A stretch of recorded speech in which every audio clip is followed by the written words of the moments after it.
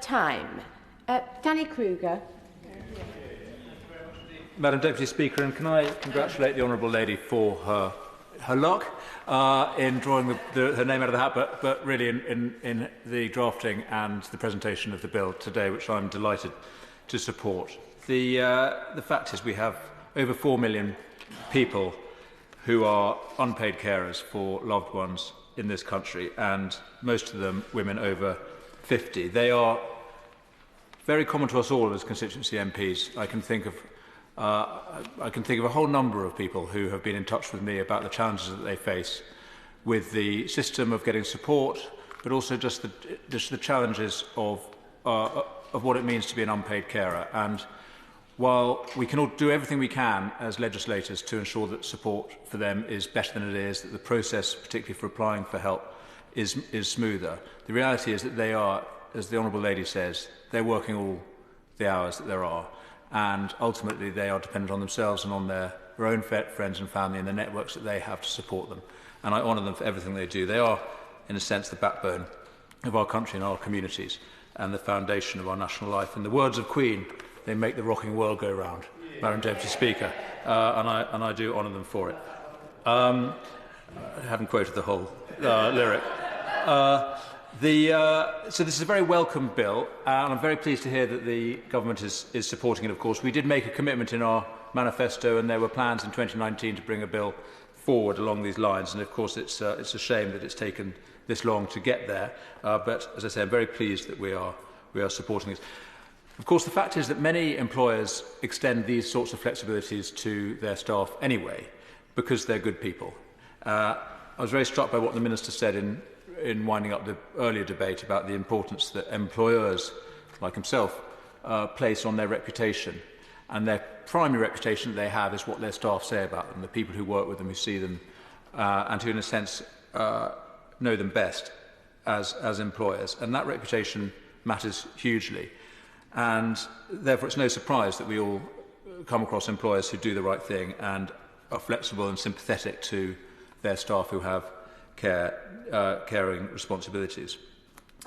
And of course, as both the Honourable Lady said and the Minister earlier, it helps the business to be a good employer in this way. It's not all selfless action on behalf of employers, even Yorkshire employers. And I'm particularly struck by the provision that the Honourable Lady has inserted that the government is supporting for this to be a day one right. I think that's absolutely essential. It reflects the fact that this is an important principle. It's not something that you earn through length of service. It's something that is extended to you on day one. And the value of this is not obviously just to the employee, but to the company, because it will help so much with recruitment in this very tight labour market that we have. And with all of the social challenges that exist in our society, there are huge numbers of people available who would like to work, but for whom their caring responsibility comes first. And for them to know that from day one that they will have the flexibility that this bill gives them is an enormous incentive for them to apply and to take a job that's offered. So it's absolutely the right thing for employers and for the economy that we do this. That said, we obviously need to be careful, and I look forward to what the government does in terms of drafting the regulations that will bring this right into force. The regulations will, as I understand it, determine how long the right of carers' leave will be. At least a week, but it could be longer, and I could totally support that. In many cases, of course, it will need to be much longer than that. Probably shouldn't be 365 days a year, because we do have to worry about people who take the mickey. But and that leads on to my next point, which is we have significant problems in our labour force and our labour market at the moment. We have too many people who are not getting into work, and I very much hope that this measure will help address that challenge. But we do need further reform to our welfare system. I'm not satisfied by the rate of success that we get out of our welfare system, sadly, for all the great work that many job centres do and that many of the civil society organisations that support job centres do. Nevertheless, the rate of success of transforming an unemployed person into an employed person remains too slow. So we have to make work pay, and there's a number of reforms and changes that need to happen to enable that of course the government is rightly prioritising. We need a high wage economy in which work pays better than welfare.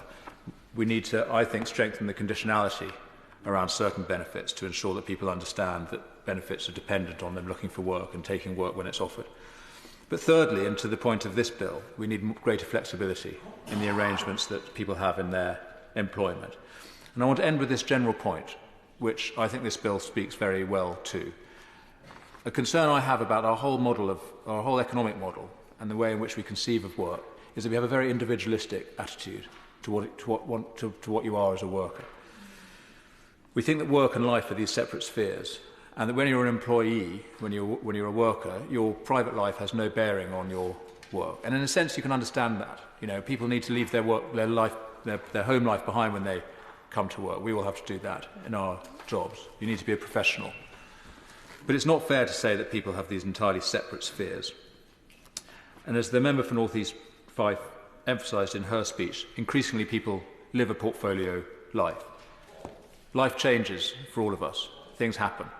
And it's absolutely right that the system recognises that for all that you have to be a professional, for all that you should be seen as a responsible and accountable and autonomous individual, we have overlapping responsibilities in our lives that the system should take note of. And that principally means people need to understand the challenges that we have around time and the obligations we have that might intrude on the time we can give to our employment at certain times.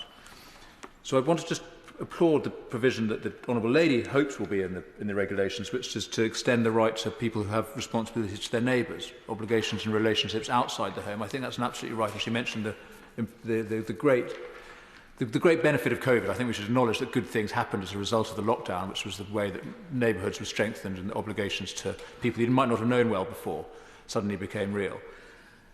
And we do need to recover and retain some of that spirit of neighbourliness.